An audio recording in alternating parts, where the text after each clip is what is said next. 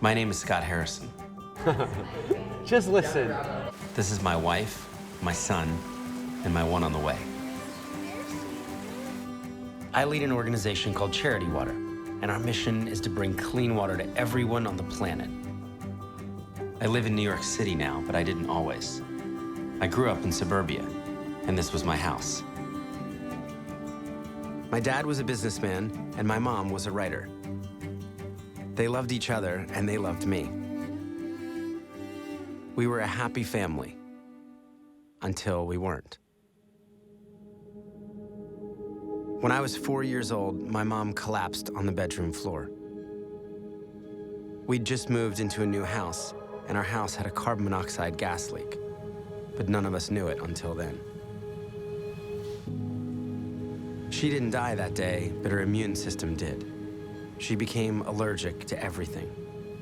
Perfume, the ink from books, radio waves.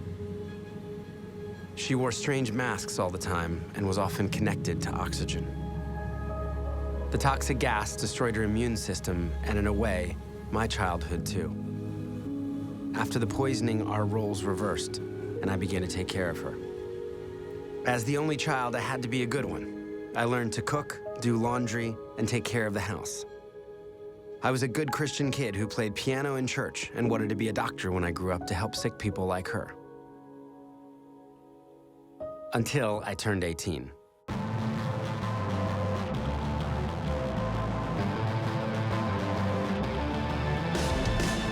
Music was my escape, so I joined a band and moved to New York. Right about the time when the band broke up, I got involved in producing these live music shows in the city. I realized that you could actually get paid in New York City to drink alcohol for free. This job was called a nightclub promoter. So you just had to get beautiful people in the clubs, and if you got the right people in the clubs, you could charge guys $500 to buy a bottle of champagne that cost you $40. I moved from club to club to club, filling up the VIP section and flashing my Rolex to the club photographers. For almost 10 years after that, I smoked 2 packs of cigarettes a day and was out drunk almost every night. I was into strip clubs, gambling, and just about every drug except heroin. On New Year's Eve, we all went to Punta del Este. It's a kind of party town in Uruguay. We rented this incredible house with cooks, waiters, and magnums of expensive champagne. Although it looked glamorous on the outside, there was a long decline in happiness. And I remember just feeling so unhealthy about it all. The next day, the party was still going, but I wanted the music to stop.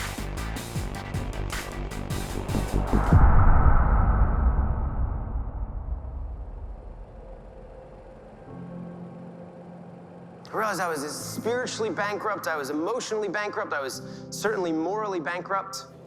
I tried to find my way back to a very lost faith. I wanted things to be different.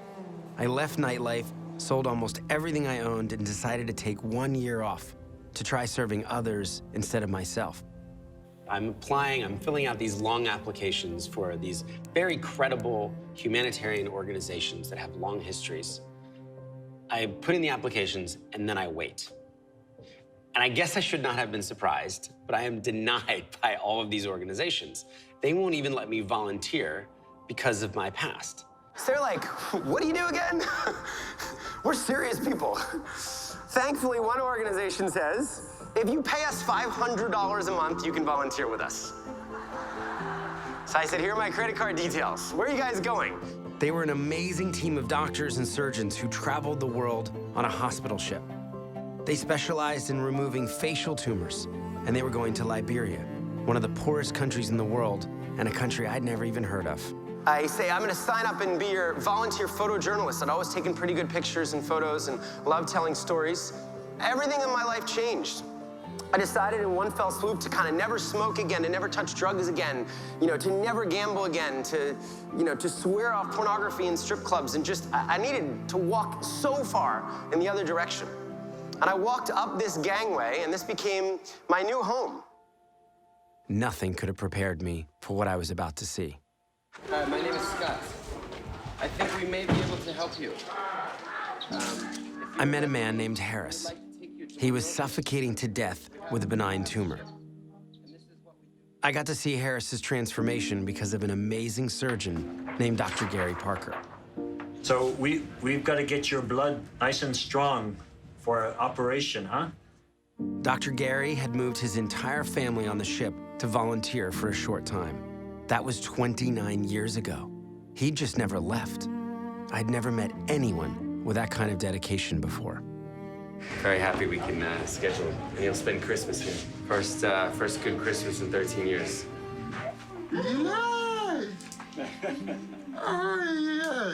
A couple weeks later, I got to take Harris back home to his village with an entirely new face, ready to start a new life.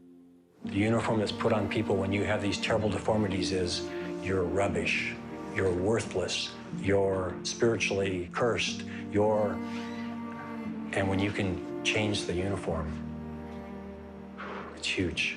And the person starts to imagine that they might not be rubbish after all. No one in our world is rubbish. There was one day when more than 5,000 sick people came to see our doctors. Some of them had walked for more than a month. But there were too many of them, and we just didn't have enough doctors. I remember holding my camera, crying. We had to turn thousands away. We were changing individual lives every day, but I wanted to do even more. I'm documenting these life-changing surgeries, but I started to spend more and more time out in the rural villages. And as I would travel around these villages, I would see the most shocking things. 475 people living here. And this is what they're drinking. You can see there's bugs crawling around in it. I'm sort of putting this together saying, look, thousands of people are turning up sick, and the most basic need for health isn't even met. It wasn't okay. Kids shouldn't be drinking from scummy swamps or ponds or rivers. أرجوت ستي خلوي ستي أتقامي نرنا لو مجن سلام انجستنا صبق ماينان ستلنا. He came here to fetch water, and a crocodile fell into the river. and a crocodile snatched him. Disappeared. Not even our body was not even found. There were so many diseases caused by bad water: cholera, dysentery, trachoma, bilharzia, things I'd never even heard of. On top of that, I found out people weren't just drinking this filthy water, they were breaking their backs to get it. Women and girls are usually the ones responsible, often walking for hours every day. As a result, many girls never make it through school. They trade in their education and dreams to carry 40-pound jerry cans so their families can have water. Dirty water is responsible for more death in the world than all forms of violence, including war. Even if it were 1 million people, this would be a crisis. But it's not 1 million. It's 663 million people that live on our planet right now without access to clean water. That's twice the population of the United States. Nearly 1 in 10 people worldwide. Behind those statistics were real lives, people who were dying because they couldn't get clean water. And many of them were children.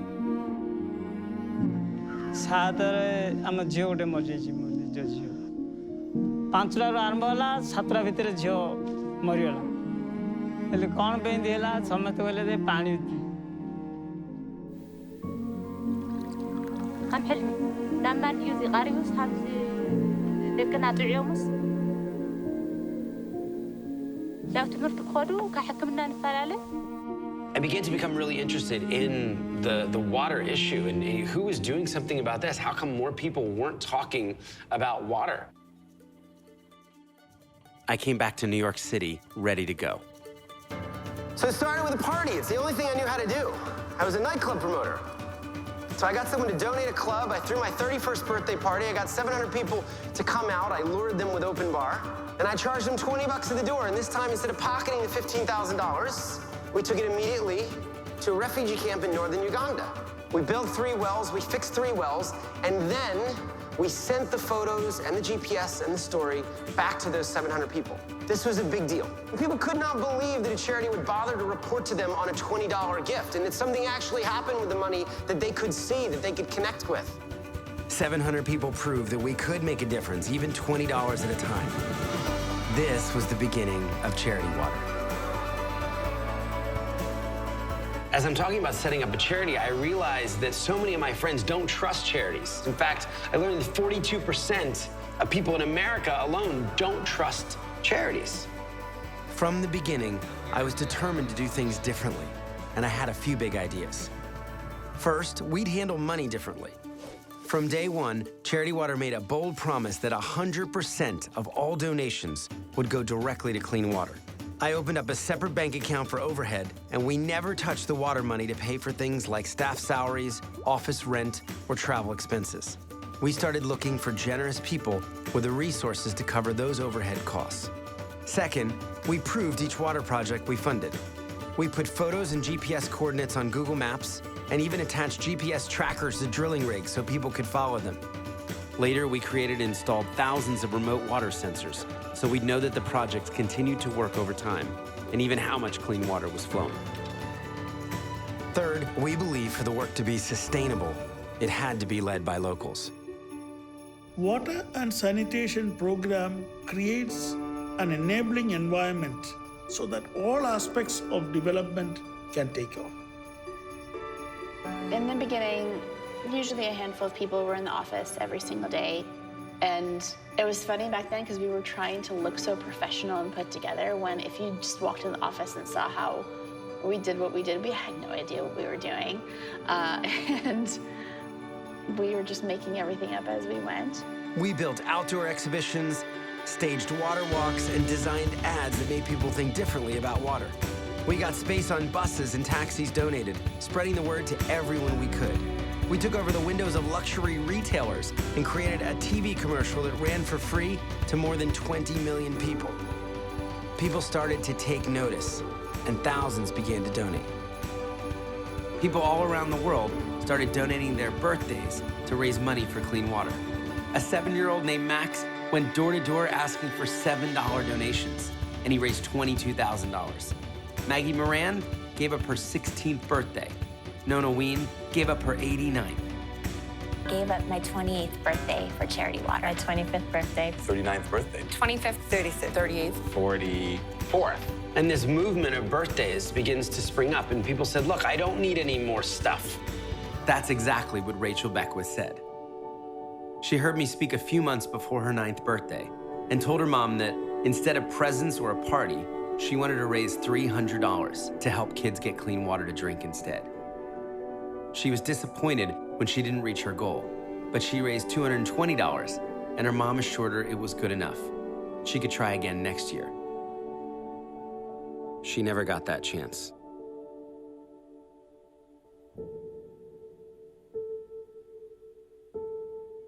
A few weeks later, Rachel lost her life in a car accident. Well, just at 9 years old, Rachel Beckwith already had a legacy. Hers was Charity Water. NBC's Lee Cowan explains how even now, Rachel Beckwith continues to make a difference. Hundreds of strangers started to give $9 in her honor. Then it became thousands. Within weeks, Rachel's fundraising campaign had raised over $1.2 million for clean water. The heart of this 9-year-old girl inspired 32,000 people to give. But it didn't stop there. 80,000 people pledged their birthdays like Rachel. Some people said, I can't wait until my birthday. I just need to fundraise now. I need to do something about this now. Guys shaved their beards. Complete strangers started climbing mountains to raise money for clean water, walking and biking across countries, sailing across oceans. I've been giving up Christmas gifts for 5 years. I've raised just above $32,000. I did 12 lemonade stands for Charity Water. I raised $10,000 for clean water. Rachel reminded us that Charity Water wasn't just our story. And she's now been joined by over 1 million people, helping us fund over 20,000 water projects that will bring clean water to 6.3 million people. And I got to see just how much impact one life really can have when I took Rachel's family to Africa. We greatly love Rachel and continue to love her family, and I'm overwhelmed with how greatly you have honored her memory. Please receive my most deepest and heartfelt thanks. You've done us a great honor today, so thank you. Yeah. Rachel developed such a big heart from such a young age that she understood and felt the pain of others on the other side of the world. It's the most beautiful gift a person can give.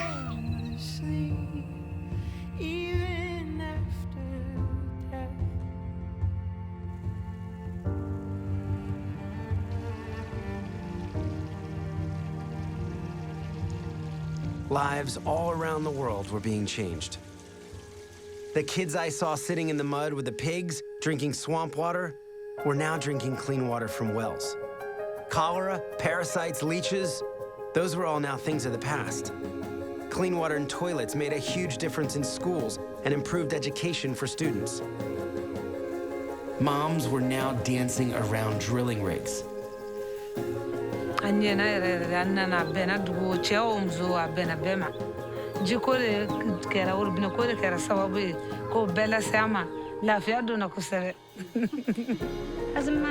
ما يقربنا ساعات جزانا نفسر لنا ساعات جزانا نلمس لنا ساعات دكرنا نحصر لنا ساعات خدانا مصريتها نحلم لنا ما يقربنا.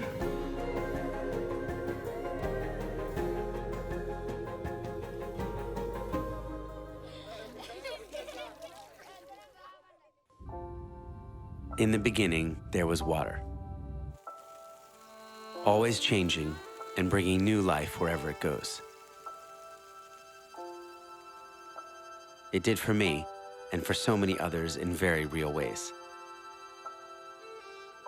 Even though I didn't grow up to be a doctor, I'm thankful that my childhood gave me awareness of the importance of health, of life. Dr. Gary is still on that ship, helping people every single day. My mom is still here too, fighting for her health. My son knows and loves her well. So will my daughter. Now I know the world will change by the time my children reach my age. But I believe there are only a few times in each of our lives that we get to witness a truly historic global moment.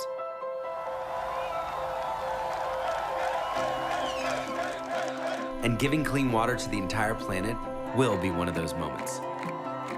I invite you to be a part of this. We've been able to help more than 6 million people get clean water, but we want to do so much more. We want to go faster and help more people.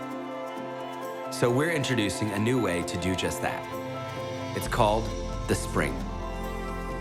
This year, Charity Water turns 10, and we're looking for 10,000 of you to join us and make this your story too.